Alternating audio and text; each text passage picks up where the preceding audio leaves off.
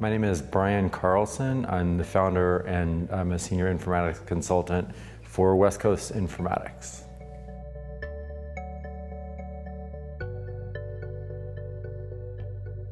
Well, we had a talk about the UMLS, which is a product of the National Library of Medicine that's a giant thesaurus of medical terminologies.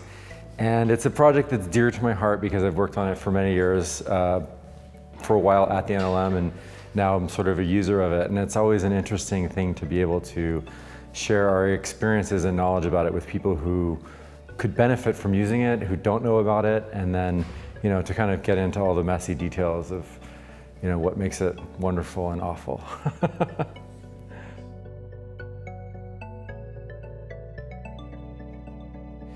Well, I think that it's become clear that everything is data, or there's data about everything. And, so much of when I watch TV or hear people talk, so much of what frustrates me about the nature of conversations between people has to do with the fact that people express their opinions as if they were facts.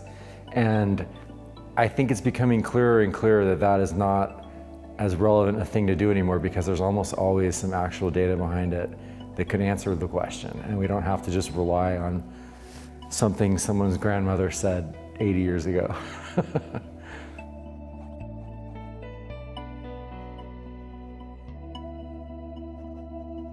I think so. Our talk was about how open data is similar and different from open software, open source data, open source software.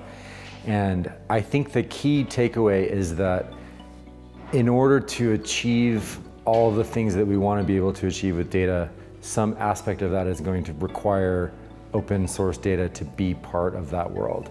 And there's already a great movement. The federal government and state governments are doing an excellent job of releasing all manner of public data that is paid for by the taxpayers and essentially owned by us, but has been kept behind locked doors for many years. And so I think the discipline and the approaches that made open source software successful are directly relevant to making open data successful and maximizing its value.